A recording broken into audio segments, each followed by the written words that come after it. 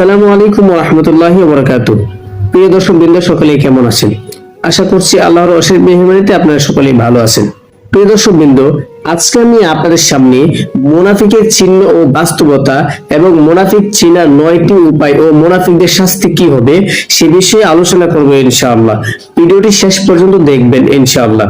সবাই ভালো মানুষ হতে চায়, কিন্তু কিছু গুণ আমাদের ভিতরেই থাকে যা ঈমানকে ধ্বংস করে দেয়। আজ এমন 9টি অভ্যাসের কথা বলবো যা রাসূল সাল্লাল্লাহু আলাইহি সাল্লাম মুনাফিকদের বৈশিষ্ট্য বলেছেন। নাম্বার 1, কথা দিয়ে কথা না রাখা।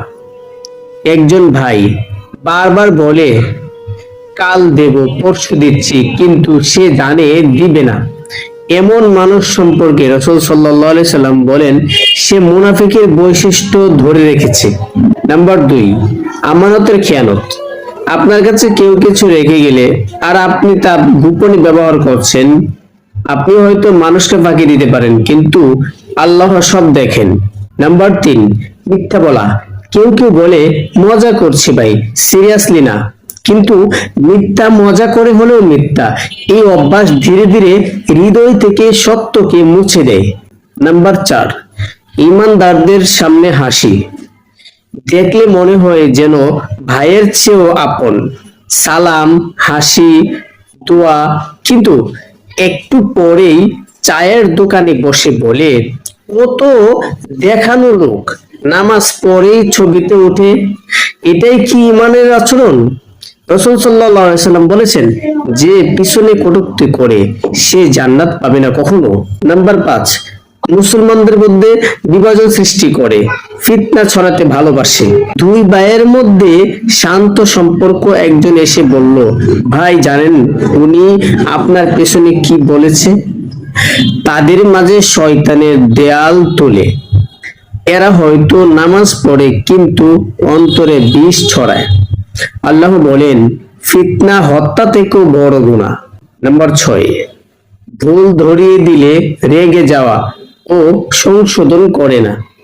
ভুল তো মানুষ করেই, কিন্তু যিনি সত্য ভালোবাসেন তিনি সংশোধন করেন। কিন্তু সে বলল তুই কে আমাকে শেখাবি? কথা শুনে সম্পর্কই শেষ করে দিল। এটাই কি এক মুসলিমের নম্রতা?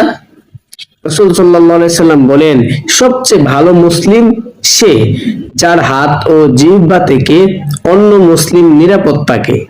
নাম্বার 7, নামাজ পড়ে কিন্তু কাজে আলসেমি ও অবহেলা করে। নামাজ পড়ে কপালে দাগ, কিন্তু দায়িত্ব নিতে গেলেই বলে আমার না হবে না ভাই। ইসলাম শুধু ইবাদতে না, কর্মেও দায়িত্বশীল হতে শেখায়।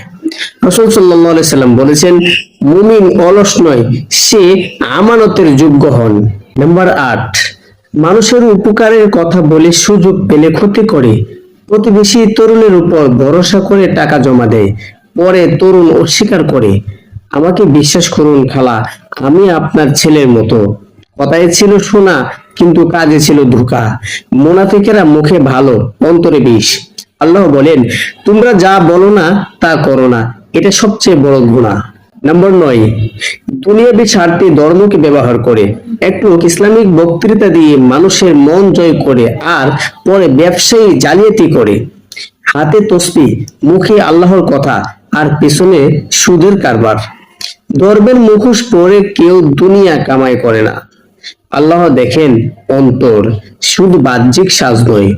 মুনাফিক তার ধর্মকে রক্ষা করে না, বরং বিক্রি করে দেয়। মুনাফিকের চিহ্ন শুধু মুখের কথাই নয়, আচরণেই ধরা পড়ে। আসুন আল্লাহকে ভয় করি, যেন আমাদের অন্তর ও বাহির একসাথে হয়, সৎ ও ঈমানদার। প্রিয় দর্শক, ভিডিওটি যদি ভালো লেগে থাকে তাহলে অবশ্যই আমাদের এই চ্যানেলটিকে সাবস্ক্রাইব করে সাথেই থাকবেন ইনশাআল্লাহ।